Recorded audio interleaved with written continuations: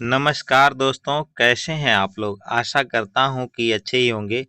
आइए दोस्तों, आज हम लोग मैथिली शरण गुप्त के द्वारा रचित गीत को पढ़ेंगे, जो साकेत के 9वें सर्ग से लिया गया है और कक्षा 12 के सिलेबस में संकलित है। तो देखिए दोस्तों, इसमें जो पद है, इसमें उर्मिला अपनी वियोग दशा का वर्णन करते हुए, कामदेव को धिक्कारते हुए, उसे नीचा दिखाते हुए कुछ बातें कहती हैं, और जो कह रही हैं उसी का वर्णन इस पद में किया गया है। कैसे किया गया, आइए उसका अध्ययन करते हैं।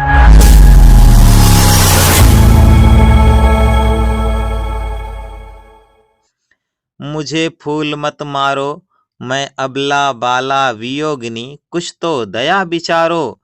होकर मधु के मीत मदन, पटुकट तुम गरल न गारो। मुझे विकलता तुम्हें विफलता, ठहरो श्रम प्रिहारो। नहीं भोगनी यह मैं कोई, जो तुम जाल पसारो। बल हो तो सिंदूर बिंदु, यह हर नेत्र निहारो। रूप दर्प कंदर्प तुम्हें तो मेरे पति परवारो।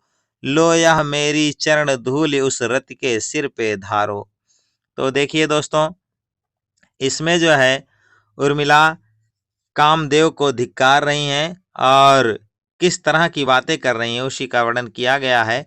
तो आइए सबसे पहले हम लोग कुछ कठिन शब्द देख लेते हैं और उसका अर्थ देख लेते हैं, फिर इसकी व्याख्या देखेंगे। तो देखिए दोस्तों, कठिन शब्द इस प्रकार से हैं। देखिए, मुझे फूल मत मारो, मत माने नहीं और मारो माने मारना होता है। अबला बाला, अबला बाला का मतलब होता है कमजोर स्त्री। वियोगिनी का मतलब होता है जो वियोग अग्नि में जल रही हो। दया का मतलब होता है करुणा करना, अनुकंपा करना। विचारों माने विचार करना होता है। मधु माने होता है वसंत, और मीत माने होता है मित्र। मदन माने होता है कामदेव। पटु माने होता है चतुर, और कटु माने क्या होता है, कड़वा। कटु गरल माने होता है विष। ना माने नहीं, गारो मानो गिराना होता है। फिर आगे निचोड़ना होता है। गारो का मतलब क्या, निचोड़ना। विकल माने, विकलता का मतलब होता है व्याकुलता, बेचैनी, बेताबी। अब विफलता माने असफलता। ठारो माने होता है रुकना। श्रम माने होता है परिश्रम। परिहारों का मतलब होता है आराम करना। फिर आगे वर्णन है भोगनी, भोगनी का मतलब भोग करने वाली, सांसारिक सुखों का उपभोग करने वाली स्त्री, उसे भोगनी कहते हैं। जाल पसारो, पसारो का मतलब होता है फैलाना, और जाल का मतलब जाल होता है, जानते ही हैं। बल माने होता है शक्ति, और सिंदूर बिंदु तो सिंदूर की रेखा। हर नेत्र, हर का मतलब हो जाएगा शंकर, और नेत्र माने नेत्र, तो शंकर जी का नेत्र अर्थात शंकर का तीसरा नेत्र। निहारो का मतलब होता है देखना। रूप माने होता है रूप दर्प, रूप का घमंड। कंदर्प का मतलब होता है कामदेव। मेरे पति पर वारो, वारो का मतलब होता है न्यौछावर करना, समर्पित करना। चरण धूल तो पैरों की धूल, रज। रति माने होता है कामदेव की पत्नी। सिर माने होता मस्तिष्क पर। धारो माने धारण कर दो। तो आइए दोस्तों, अब हम लोग देखेंगे इसकी व्याख्या, जो इस तरह से है। इस पद में दोस्तों उर्मिला कामदेव को संबोधित करते हुए कहती हैं, जब लक्ष्मण जी राम जी के साथ वन गमन कर गए हैं, वन को गए हैं, तो उर्मिला अकेली रह गई है, और अकेली रहने के कारण कामदेव उन्हें सता रहा है। तो कामदेव को धिक्कारती हुई उर्मिला कहती हैं, क्या कहती हैं, मुझे फूल मत मारो। उर्मिला कहती हैं कि हे कामदेव, तुम मेरे ऊपर फूलों की वर्षा ना करो, फूलों से मुझे मारो नहीं। दोस्तों, आप लोग जानते होंगे कि कामदेव जो है, उनका धनुष और बाण जो होता है, वह कोमल फूलों से बना हुआ होता है, और उसी धनुष बाण के वशीभूत वे सभी लोगों को कर लेते हैं। तो कामदेव जब उर्मिला को सता रहे हैं, तो उर्मिला कहती हैं कि हे कामदेव, तुम मुझे फूलों से मत मारो, अर्थात मुझे तुम परेशान ना करो। मैं अबला बाला वियोगिनी, कुछ तो दया विचारो। कहती हैं कि मैं अबला बेसहारा स्त्री हूँ। मैं क्या हूँ, कमजोर और वियोगिनी स्त्री हूँ। तो आपको विचार करना चाहिए कि जो कमजोर हो, वियोगी जन हो, उसके ऊपर आपको दया करनी चाहिए, विचार करके सोचना चाहिए, थोड़ा सा दिमाग लगाना चाहिए, क्योंकि युद्ध या लड़ाई हमेशा बराबरी वालों से होती है। मैं आपके बराबरी के लायक नहीं हूँ, फिर मुझे फूल मार के सता रहे हैं, ऐसा आपको करना नहीं चाहिए। आप थोड़ा सा तो विचार करके देखिए। ऐसा कौन कह रही है? उर्मिला कह रही है, किससे? कामदेव से। लेकिन जब कामदेव नहीं मानता है तो उर्मिला फिर क्या कहती है, उसे समझाती है। पहले देखिए कैसे समझा रही है अगले पद में, अगली पंक्तियों में। होकर मधु के मीत मदन, पटु तुम कटु गरल न गारो। कह रहे हैं कि हे कामदेव, तुम तो बसंत ऋतु के मित्र हो, और बसंत ऋतु जो होती है वह सबको आनंद देने वाली होती है, सबको खुशी देने वाली होती है, सबको प्रसन्नचित रखने वाली होती है। तो बताइए, जो ऐसे स्वभाव का हो उसका मित्र भी अच्छा ही होना चाहिए। लेकिन आप मुझे पीड़ा पहुंचा रहे हैं। इसके साथ साथ आप क्या है?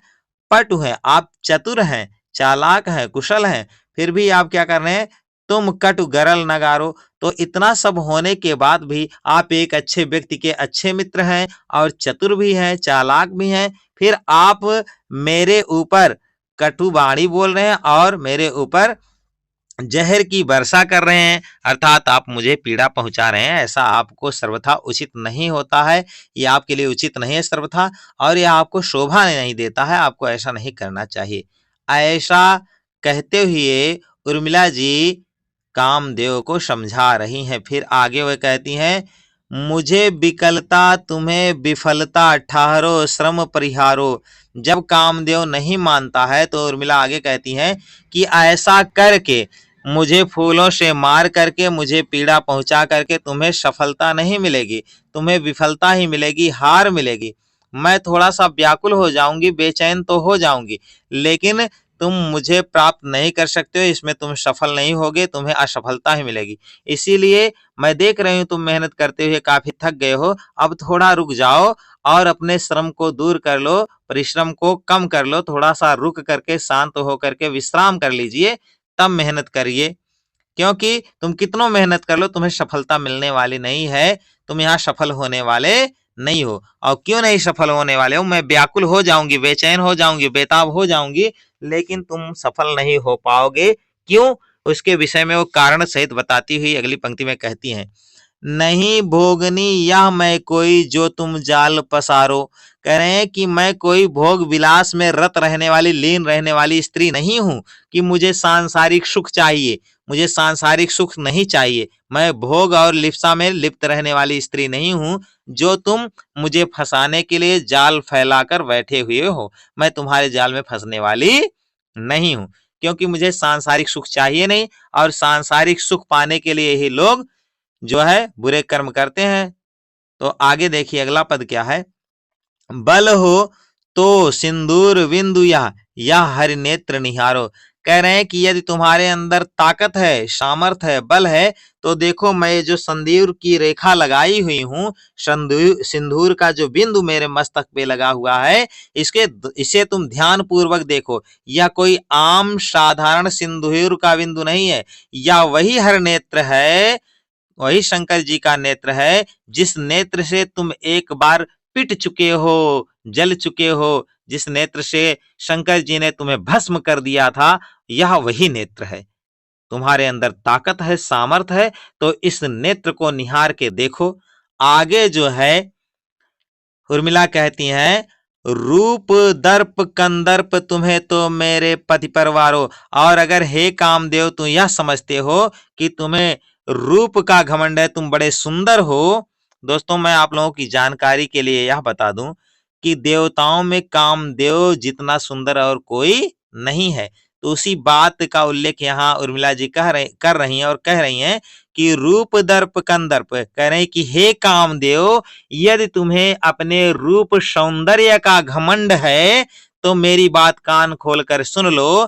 तुम मेरे तुम तो मेरे पति पर वारो, तुम मेरे पति के सौंदर्य के, उनके पैरों की धूल के बराबर भी नहीं हो। मैं तुम्हारे रूप सौंदर्य को अपने पति के ऊपर न्यौछावर करती हूँ, मैं तुम्हारी तरफ आकर्षित होने वाली नहीं हूं। आगे उर्मिला कहती हैं, लो मेरी यह चरण धूल उस रति के सिर पर धारो। और यदि आप यह समझते हैं कि आपकी पत्नी रति बड़ी सुंदर है, बड़ी अच्छी है, तो आप ये लीजिए, मेरे पैरों की धूल ले लीजिए और इसको ले जाकर के अपनी पत्नी रति के मस्तक पर धारण कर दीजिए, क्योंकि आपकी पत्नी जो है मेरे चरणों की धूल के रज के बराबर भी नहीं है। इस तरह से उर्मिला कामदेव को काफी अपमानित करती हैं और काफी बुरा भला कहती हैं जब कामदेव उन्हें सता रहा होता है। आइए दोस्तों, अब इसमें हम लोग काव्यगत सौंदर्य देखते हैं। तो काव्यगत सौंदर्य आप देखेंगे तो भाषा खड़ी बोली है, छंद गेयात्मक पद है। यहाँ दोस्तों आप लोगों को अनुप्रास और उपमा अलंकार देखने को मिल जाएगा। माधुर्य और प्रसाद गुण है तथा इसके साथ साथ आप लोगों को जो है दोस्तों वियोग श्रृंगार रस देखने को मिलेगा। तो आज के लिए इतना ही दोस्तों, मिलते हैं अगली वीडियो में। तब तक के लिए आप लोग इस वीडियो को देखिए, इसे लाइक करिए, शेयर करिए और ऐसे ही वीडियो पाने के लिए हमारे चैनल को सब्सक्राइब कर लीजिए। धन्यवाद दोस्तों।